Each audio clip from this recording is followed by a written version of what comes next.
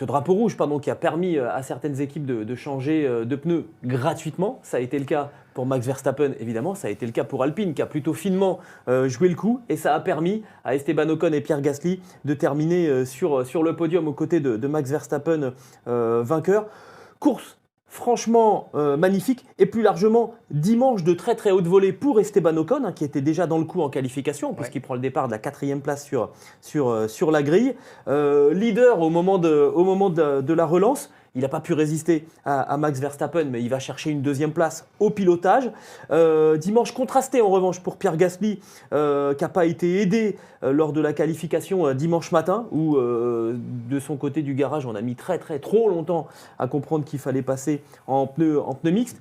Il part quand même 7e sur la grille. Il bénéficie lui aussi de cette bonne option stratégique pour rester en piste, et il a donc ensuite résisté à George Russell pour monter sur le podium. On l'a dit, c'est la première fois depuis 1997 que 2 Français sont sur le podium d'un Grand Prix. C'était au Grand Prix d'Espagne avec Olivier Panis et Jean Alesi. Sur le sec, de façon tout à fait régulière. Oui, c'était à la régulière, ouais. Clairement. Alors on le sait que les conditions de piste là qu'on avait au Brésil, ça efface en grande partie les différences entre les autos. Donc là, on voit clairement que les 2 pilotes ont montré leur talent avec une bonne exécution en course. Pour l'équipe alpine. Ça redore un petit peu le blason des 2 pilotes. Quand on est comme ça dans une année noire, et j'ai presque envie de dire dans une période noire dans une équipe, ça doit faire un bien fou. Et oui, ça remonte un petit peu leur cote. Alors c'est la preuve que de toute façon, quand on donne un bon matériel à nos pilotes, Ocon et Gasly sont capables de faire de bons résultats ou de tirer parti de conditions particulières. Faut quand même se remettre un petit peu le contexte en tête. Ils sont en mode limitation des dégâts depuis le début de l'année, chaque week-end de Grand Prix. Rien ne va, la voiture rebondit, pas de grippe, etc. Quand on passe d'un set à un autre, de pneumatiques, la voiture est transformée. Voilà, ça ne marche plus du tout, ça ne marche jamais. Q1, Q2, Q3, ils ne peuvent pas aligner 3 parties de qualif correctement.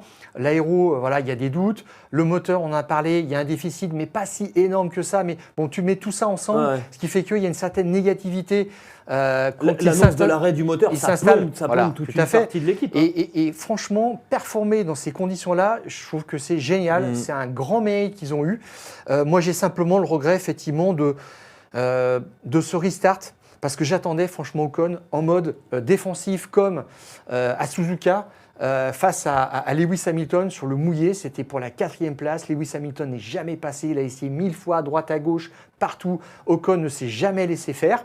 Et j'attendais ça. C'est pas le même contexte. C'était pas le même contexte, mais j'attendais vraiment qu'il rende les armes sur la piste. Et là, c'est un petit peu sur un coup de dé, c'est-à-dire sur un restart. Est-ce que les pneus sont bien chauds, à bonne température, etc. Puis là, Verstappen y va, il ne se pose pas de questions.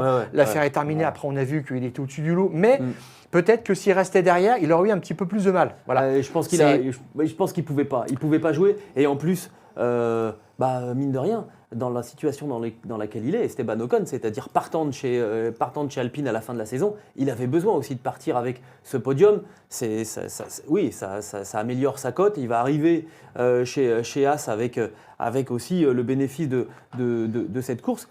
Pierre Gasly, lui aussi, il a fait une course très très intelligente. Il monte sur le podium. C'est une très bonne opération au classement des constructeurs pour Alpine. Imaginez-vous, ils étaient 9e au classement des constructeurs, avant-dernier, devant Sauber, qui a marqué aucun point depuis le début de la saison. Ils passent de la 9e à la 6e place, un total de 35 points inscrits ce week-end. En gros, ils en avaient 14. Ils en marquent 35 ce week-end.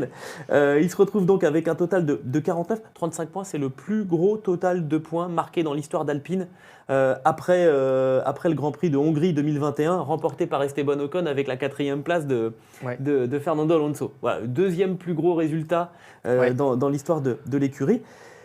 C'est important, quand vous êtes 6e au classement des constructeurs, vous empochez, en tout cas c'était la répartition des gains l'année dernière en 2023, vous empochez 26 millions de plus pour l'équipe si vous terminez 9e. Bon, après il va falloir tenir, parce que Alpine 49 points, Haas 46, Racing Bulls 44. Il y a 3 équipes en 5 points, ça va être chaud patate. Oui, mais Gilles, tu as dû noter quand même, c'était une forme de récompense quand même, des progrès de l'Alpine sur un tour en qualif. Je regarde sur la séquence Italie, Azerbaïdjan, Singapour, c'est la meilleure des Alpines est qualifiée 4e, 13e, 14e, 13e, 15e, donc ne franchissent pas la Q3. Et depuis, c'est Austin, Mexico et Sao Paulo, c'est 7e, 8e, 4e.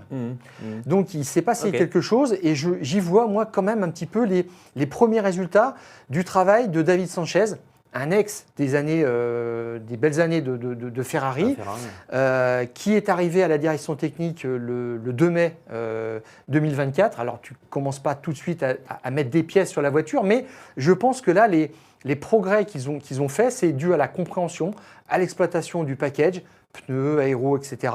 Et à quelques améliorations quand même significatives qui portent un petit peu leurs fruits et qui rendent l'ensemble plus cohérent.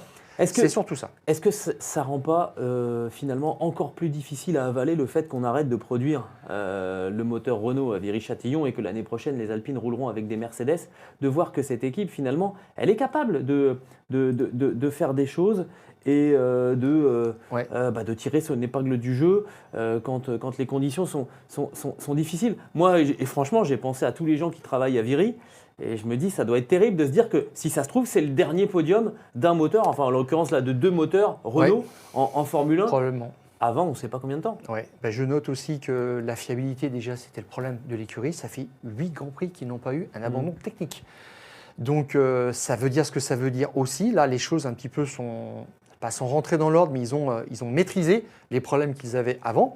La voiture est un petit peu plus en progrès sous le plan du châssis, etc. Donc ça, c'est pas mal aussi. Je mets tout ça ensemble et ça donne une tendance qui est quand même assez intéressante, timide mais intéressante. Moi, je pense que la place cette année des Alpines, c'est 9e et 10e à peu près sur la grille parce que tu comptes les 4 grandes équipes ou 8e et 9e parce que Perez est souvent quand même défaillant. Donc il y a de la place pour un top 8. Donc c'est là-dedans qu'ils devraient se situer. Je pense que c'est là maintenant leur position en qualif, c'est intéressant. Mais pour résumer un petit peu la situation, Gilles, ce à quoi tu faisais allusion, la fermeture de l'antenne moteur à Viry, je pense que ce résultat serait arrivé il y a 6 mois. Aujourd'hui, ça ne changerait rien. On nous dirait aussi faire un moteur, c'est trop tard.